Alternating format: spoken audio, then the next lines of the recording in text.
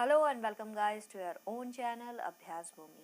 तो गाइस आज हम लोग राष्ट्रीय पाठ्यचर्या की रूपरेखा यानी नेशनल क्यूरिकुलम फ्रेमवर्क एनसीएफ 2005 के कुछ इंपॉर्टेंट क्वेश्चंस को करने जा रहे हैं। उससे पहले गाइस अगर आपने चैनल को सब्सक्राइब नहीं किया है तो प्लीज़ कर दीजिए और साथ ही साथ बेल आइकन को भी प्रेस कर दीजिए ताकि आने वाली वीडियोज़ की नोटिफिकेशन आप तक सबसे पहले पहुँच सके। तो चलिए गाइस शुरू करते हैं आज की क्लास को। तो गाइस आज की क्लास का पहला क्वेश्चन आपके स्क्रीन पर ये रहा। राष्ट्रीय पाठ्यचर्या की रूपरेखा 2005 का उद्धरण निम्न में से किससे हुआ है। उद्धरण मतलब एक्सट्रैक्ट किससे किया गया है, इसको कहाँ से लिया गया है। ऑप्शन नंबर 1 सभ्यता और प्रगति, option number 2 Gitanjali, option number 3 Godan, option number 4 विज्ञान एवं तकनीक। तो क्या लगता है गाइस आपको। गाइस अगर आप ऑप्शन नंबर 1 यानी सभ्यता और प्रगति के साथ जा रहे हैं तो आप बिल्कुल सही हैं, क्योंकि इसका उद्धरण रविन्द्रनाथ टैगोर के निबंध सभ्यता और प्रगति से हुआ है गाइस। ठीक है, इसी के साथ अब हम आगे बढ़ रहे हैं अगले क्वेश्चन की तरफ। अगला क्वेश्चन गाइस आपके स्क्रीन पर राष्ट्रीय पाठ्यचर्या की रूपरेखा के दिशा निर्देश के अंतर्गत आता है। क्या आता है गाइस। ऑप्शन नंबर 1 ज्ञान को स्कूल के बाहरी जीवन से जोड़ना, बिल्कुल सही बात है। ऑप्शन नंबर 2 पढ़ाई रटंत प्रणाली से मुक्त हो, ये भी बिल्कुल सही बात है। ऑप्शन नंबर 3 परीक्षा को अपेक्षाकृत सरल बनाना, ये तो और भी सही बात है। या फिर ऑप्शन नंबर 4 उपरोक्त सभी। तो गाइस हमारे को तीनों ही ऑप्शन दिखाई दे रहे हैं कि तीनों ही ऑप्शन सही है, यानी इसका कौन सा ऑप्शन सही है। ऑप्शन नंबर 4 जो कह रहा है उपरोक्त सभी। इसी के साथ गाइस अब हम आगे बढ़ रहे हैं अगले क्वेश्चन की तरफ। अगला क्वेश्चन आपकी स्क्रीन पर राष्ट्रीय पाठ्यचर्या की रूपरेखा 2005 के मार्गदर्शक सिद्धांतों के विषय में सत्य कथन है।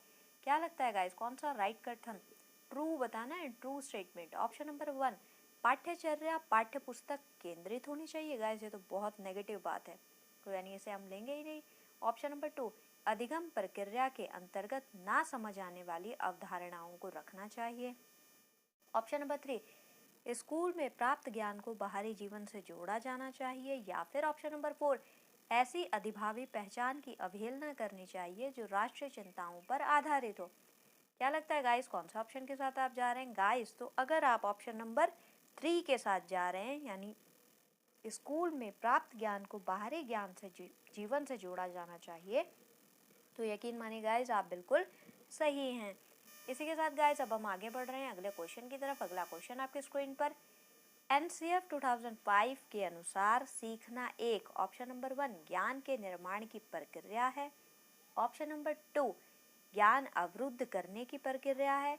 ऑप्शन नंबर 3 सीखना व्यक्ति विकास को प्रभावित करती है। या फिर ऑप्शन नंबर 4 उपरोक्त में से कोई नहीं।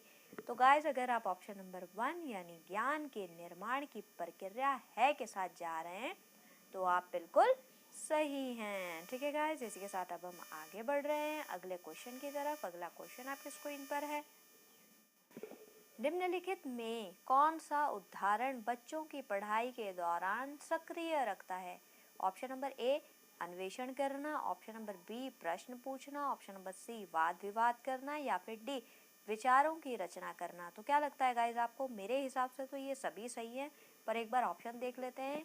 ऑप्शन नंबर ए में है ए और बी, ऑप्शन नंबर 2 में है बी और सी, ऑप्शन नंबर 3 में है सी और डी, और ऑप्शन नंबर 4 में है ये सभी। तो गाइस आप कौन सा ऑप्शन के साथ जा रहे हैं। तो जी हाँ, अगर आप ऑप्शन नंबर 4 यानी ये सभी के साथ जा रहे हैं तो आप बिल्कुल सही हैं। इसी के साथ गाइस आगे बढ़ रहे हैं हम अगले क्वेश्चन की तरफ। अगला क्वेश्चन आपके स्क्रीन पर राष्ट्रीय पाठ्यचर्या की रूपरेखा 2005 के अनुसार बाल केंद्रित शिक्षा शास्त्र में शिक्षा को किस प्रकार नियोजित करने की आवश्यकता है। क्या लगता है गाइस आपको। ऑप्शन नंबर 1 अभिरुचियों के अनुरूप, ऑप्शन नंबर 2 आर्थिक स्तर के अनुरूप, ऑप्शन नंबर 3 सामाजिक स्तर के अनुरूप, या फिर ऑप्शन नंबर 4 शारीरिक स्तर के अनुरूप। तो गाइस अगर हम बाल केंद्रित शिक्षा शास्त्र की बात करेंगे तो ऑब्वियस सी बात है हम बच्चों पे ही अपना ध्यान फोकस करेंगे। तो जहाँ पे बच्चे का इंटरेस्ट होगा हम उसी के अकॉर्डिंग शिक्षा शास्त्र को अप्लाई करेंगे, यानी option number 1 is the right answer, अभिरुचियों के अनुरूप। ठीक है गाइस, अब हम आगे बढ़ रहे हैं अगले क्वेश्चन की तरफ। अगला क्वेश्चन आपके स्क्रीन पर बच्चों के शारीरिक एवं सामाजिक विकास के लिए निम्न में से क्या जरूरी है। क्या लगता है गाइस? ऑप्शन नंबर 1 योग, ऑप्शन नंबर 2 औपचारिक खेल, ऑप्शन नंबर 3 अनौपचारिक खेल, या फिर ऑप्शन नंबर 4 ये सभी। तो गाइस अगर हम आज के समय की बात करें तो आज के समय में योग भी बहुत ज़रूरी है, औपचारिक खेल भी बहुत ज़रूरी है, अनौपचारिक खेल भी ज़रूरी है। ठीक है गाइस, यानी ओवरऑल हमारा आंसर कौन सा मिलेगा हमें? सही, option number 4 is the right answer. इसी के साथ गाइस अब हम आगे बढ़ रहे हैं अगले क्वेश्चन की तरफ। अगला क्वेश्चन आपके स्क्रीन पर, राष्ट्रीय पाठ्यचर्या की रूपरेखा 2005 के अनुसार कक्षा में शिक्षक की भूमिका होनी चाहिए। कैसी भूमिका होनी चाहिए गाइस? ऑप्शन नंबर 1 एक उत्प्रेरक के रूप में, ऑप्शन नंबर 2 एक आदेशक के रूप में, ऑप्शन नंबर 3 एक नेता के रूप में, ऑप्शन नंबर 4 उपरोक्त में से कोई नहीं। तो क्या लगता है गाइस, अगर हम एक शिक्षक की बात कर रहे हैं और एनसीईआरटी 2005 की बात हो रही है जो कम्प्लीटली बच्चों के ऊपर डिपेंडेंट है, बच्चों को ध्यान में रखकर बनाई गई है, तो शिक्षक की भूमिका कैसी होगी? जाहिर सी बात है गाइस, ऑप्शन नंबर 1 एक उत्प्रेरक के रूप में। ठीक है गाइस, इसी के साथ अब हम आगे बढ़ रहे हैं अगले क्वेश्चन की तरफ। अगला क्वेश्चन आपके स्क्रीन पर है, राष्ट्रीय पाठ्यचर्या की रूपरेखा यानी 2005 के अनुसार सत्य नहीं है। तो गाइस आपको फॉल्स आंसर ढूंढना है, ध्यान रखिएगा इस बात का। ऑप्शन नंबर 1 सभी बच्चों में सीखने की क्षमता होती है, या फिर ऑप्शन नंबर 2 सभी बच्चे स्वभाव से सीखने हेतु प्रेरित रहते हैं, या फिर ऑप्शन नंबर 3 बच्चे व्यक्तिगत स्तर पर एक ही तरह से सीखते हैं, या फिर ऑप्शन नंबर 4 स्कूल के भीतर व बाहर दोनों जगह सीखने की प्रक्रिया चलती रहती है। तो गाइस कौन से ऑप्शन के साथ आप जा रहे हैं? हमें गलत ऑप्शन बताना है गाइस, फिर से मैं बोल रही हूँ, यानी option number 3 is the right answer. बच्चे व्यक्तिगत स्तर पर एक ही तरह से सीखते हैं। गाइस ये बात बिल्कुल गलत है, क्योंकि हर बच्चा अपने अपने हिसाब से और अलग अलग स्पीड, अपनी बुद्धि, मनोभाव अलग अलग तरीके से अपने इन्वायरमेंट से सीखता है। तो हर बच्चा व्यक्तिगत स्तर पर अलग अलग सीखता है, एक जैसा नहीं सीखता। इसी के साथ गाइस आगे बढ़ते हुए अगले क्वेश्चन की तरफ। अगला क्वेश्चन आपके स्क्रीन पर है, एनसीएफ 2005 के अनुसार भाषाई अल्पसंख्यक वाले वर्गों के बच्चों को शिक्षा किस भाषा में दी जानी चाहिए गाइस? ऑप्शन नंबर 1 उनकी मातृभाषा में, ऑप्शन नंबर 2 अंग्रेजी में, या फिर ऑप्शन नंबर 3 हिंदी में, या फिर ऑप्शन नंबर 4 इन सभी में। तो गाइस अगर आप सोच रहे हैं कि हिंदी कॉमन है तो आप बिल्कुल गलत हैं। भारत के ज़्यादातर राज्यों में हिंदी बोली और समझी जाती है, ये बात बिल्कुल सही है। पर जहाँ पे अल्पसंख्यक वाले वर्गों की बात आती है गाइस, उनको शिक्षा देने की बात आती है, तो हर जगह पे जो मातृभाषा होती है वो अलग अलग होती है। ठीक है गाइस, तो एनसीएफ 2000 कहता है कि जो भी अल्पसंख्यक वाले बालक हैं उनको शिक्षा अगर दी जा रही है तो पहली कोशिश ये हो कि उनकी मातृभाषा में उनको शिक्षा प्रोवाइड करवाई जाए। ठीक है गाइस, यानी option number 1 is the right answer. इसी के साथ अगर हम आगे बढ़ रहे हैं अगले क्वेश्चन की तरफ, विवेचनात्मक शिक्षा शास्त्र खुले विमर्श और विविध दृष्टिकोण के माध्यम से डैश लेने की प्रक्रिया को सरल बनाता है। क्या करता होगा गाइस? ऑप्शन नंबर 1 सामूहिक निर्णय, ऑप्शन नंबर 2 एकल निर्णय, या फिर ऑप्शन नंबर 3 स्वर निर्णय, या फिर ऑप्शन नंबर 4 इनमें से कोई नहीं। तो गाइस हम लोगों ने बात करी है विवेचनात्मक शिक्षा शास्त्र खुले विमर्श और विविध दृष्टिकोण और खुले विमर्श यहाँ पे बात आएगी गाइस। तो एक आदमी बहुत सारे दृष्टिकोण लेकर तो नहीं चल सकता ना, एक व्यक्ति का एक ही दृष्टिकोण होगा, और हो सकता है 2 दृष्टिकोण हो, पर इससे ज़्यादा मुश्किल ही होगा, ऑब्वियस सी बात है। तो यानी समूह की बात हो रही है यहाँ पे, सामूहिक रूप से जब लोग बैठेंगे तभी दृष्टिकोण अलग अलग हो पाएंगे। तो ये कैसे प्रकार के निर्णय को, जब बात आ रही है विविध और खुले विमर्श की, तो जाहिर सी बात है ये सामूहिक निर्णय लेने की प्रक्रिया को सरल बनाता है। ठीक है गाइस, इसी के साथ अब हम आगे बढ़ रहे हैं अगले क्वेश्चन की तरफ। अगला क्वेश्चन आपके स्क्रीन पर, राष्ट्रीय पाठ्यचर्या की रूपरेखा 2005 के अनुसार बच्चों के आकलन का सही तरीका है। तो जो बच्चे हैं छोटे छोटे, उनको अगर आकलन करने की बात हो रही है उनका, तो उनके लिए आपको क्या लगता है कौन सा सही तरीका होगा?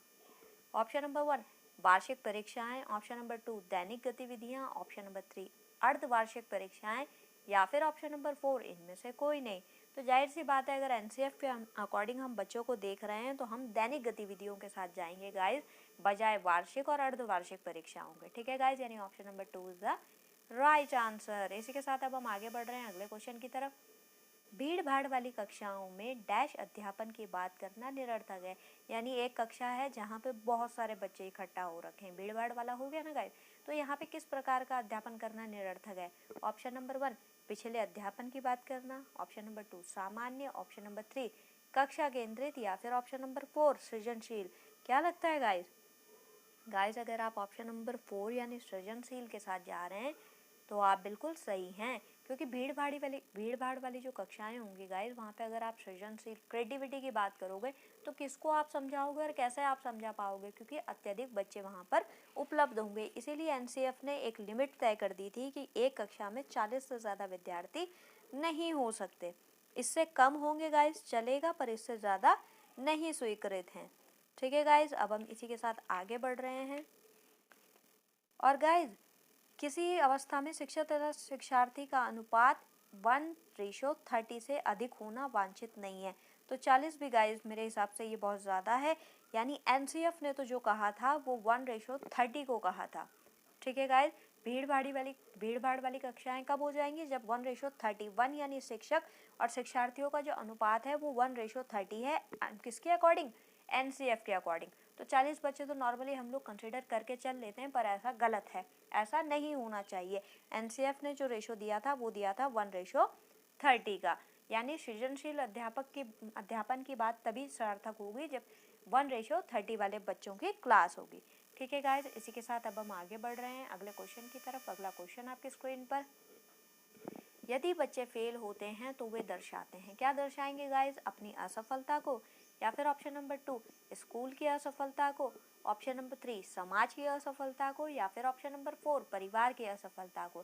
तो जाहिर सी बात है गाइज, अगर बच्चा फेल हो रहा है तो वो क्या दर्शा रहा है, ऑब्वियसली स्कूल की असफलता को। स्कूल में वो पढ़ने जा रहा है और पढ़ाई ही उसकी फेल हो जा रही है, तो स्कूल ही तो असफल हुआ गाइज। इसी के साथ आगे बढ़ रहे हैं अगले क्वेश्चन की तरफ। अगला क्वेश्चन आपके स्क्रीन पर, राष्ट्रीय पाठ्यचर्या की रूपरेखा 2005 के अनुसार गणित शिक्षण का लक्ष्य होना चाहिए, क्या होना चाहिए गाइस, ऑप्शन नंबर 1 तार्किक ढंग से सोचना, ऑप्शन नंबर 2 अमूर्तनों का निर्माण करना, ऑप्शन नंबर 3 संचालित करने की योग्यता का विकास करना, या फिर ऑप्शन नंबर 4 उपरोक्त सभी। तो क्या लगता है गाइस, अगर आपको लग रहा है कि ये सारे ही ऑप्शन सही हैं और ऑप्शन नंबर 4 राइट आंसर है गाइस, तो यकीन मानिए आप बिल्कुल सही हैं। तो गाइस इसी के साथ ऑप्शन नंबर 4 राइट होता है और आज की क्लास हमारी कंप्लीट होती है। Thank you for like share and subscribe your own channel. जय महादेव।